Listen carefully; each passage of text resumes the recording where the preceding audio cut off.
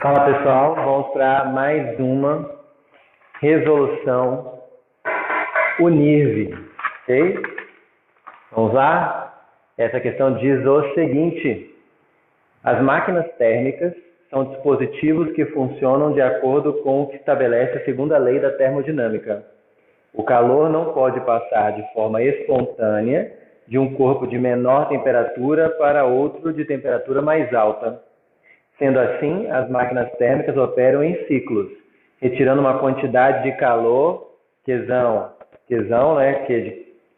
quente, de uma fonte quente, convertendo parte desse calor em trabalho mecânico, letra tal, a letra grega tal, rejeitando outra quantidade de calor por uma fonte fria, QS, calor da fonte fria.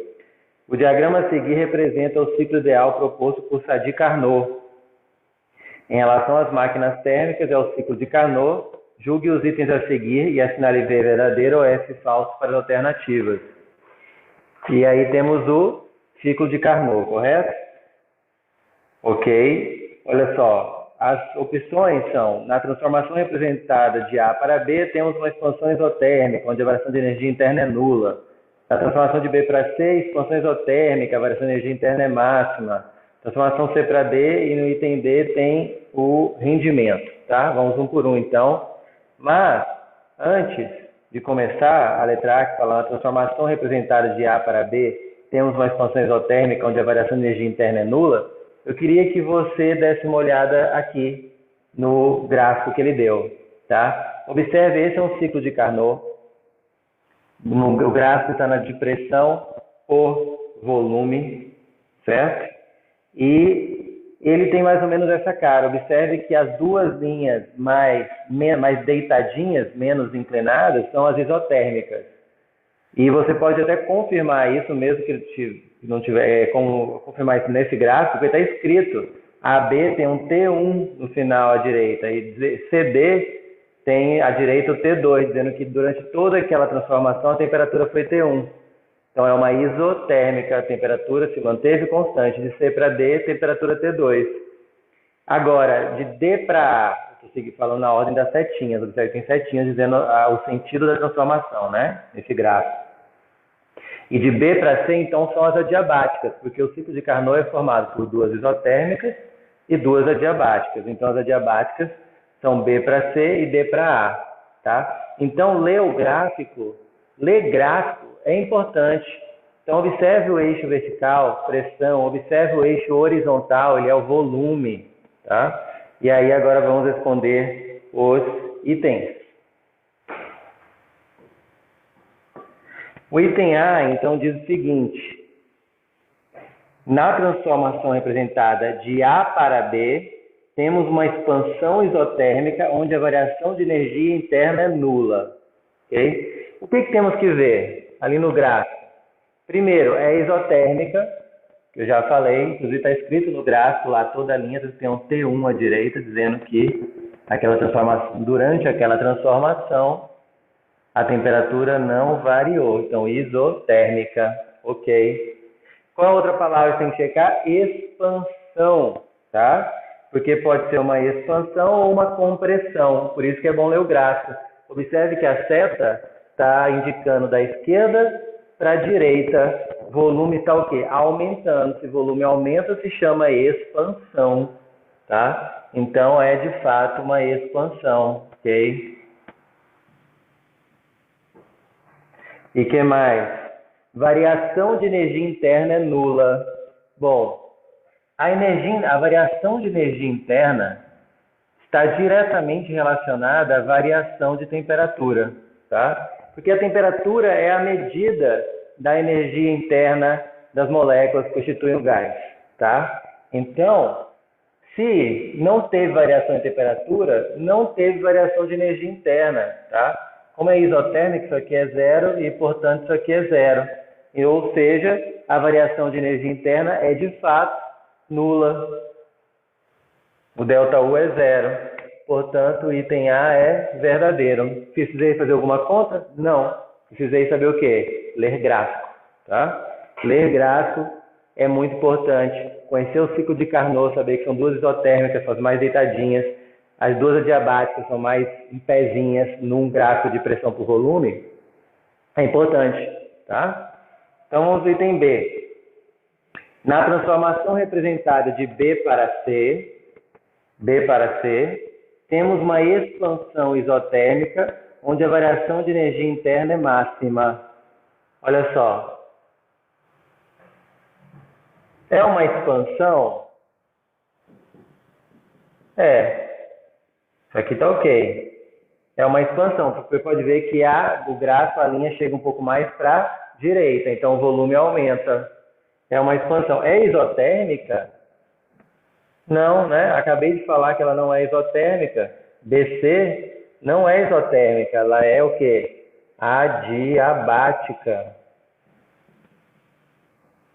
Onde não há troca de calor com o meio externo. É quando o calor que ele absorveu e virou energia, o calor que ele absorveu é transformado em trabalho, tá? Quando parte da energia interna do gás é transformada em trabalho. Então ela é adiabática, por isso que ela é falsa. Variação de energia interna é máxima? Bom, tem variação de energia interna. Ela é, na verdade, como a temperatura diminui, você pode ver que o T1 é mais em cima e T2 é mais embaixo. Como a energia interna diminui, então ele perde energia, a temperatura diminui porque ele perde energia interna. Então a variação pode ser dita como até mínima, porque foi negativa. Se você considerar em módulo, pode ser máxima. Então não fica certeiro, depende do que o examinador pensou. Só que não importa nessa questão, porque ela já é falsa de qualquer maneira, porque não é isotérmica. Item C. Na transformação representada de C para D, temos uma compressão isotérmica, onde a variação de energia interna é máxima. Vamos lá? É uma compressão? Sim, é uma compressão. Por quê? Porque, de novo, olha o gráfico, a setinha está da direita para a esquerda. Nesse sentido, o volume diminui. Então, é uma compressão. É isotérmica? Sim, é isotérmica. Toda essa transformação está na mesma temperatura T2. Variação de energia interna é máxima? Não, a gente já viu que nas isotérmicas a variação de energia interna é zero, é nula, porque não há variação de temperatura. Então, por essa última afirmação desse item, o item C se torna falso. E o item D?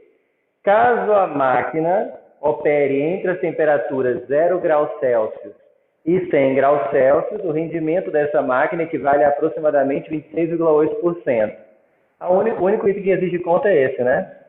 Rendimento de uma máquina, se for uma máquina qualquer, é 1 menos calor que a fonte fria absorve, né, que é F, por calor que a fonte quente libera, QQ. Como é um ciclo de Carnot, então o rendimento é ideal. Você pode calcular como 1 sobre TF, temperatura da fonte fria, por 1 sobre TQ, temperatura da fonte quente. Tá? Então, como é o rendimento ideal, por que ideal? Porque é o ciclo de Carnot, que está expresso nesse exercício, eu posso calcular assim.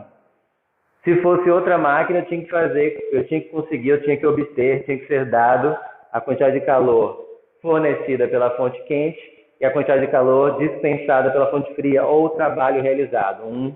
2 desses 3 tinha que ser dado, tá?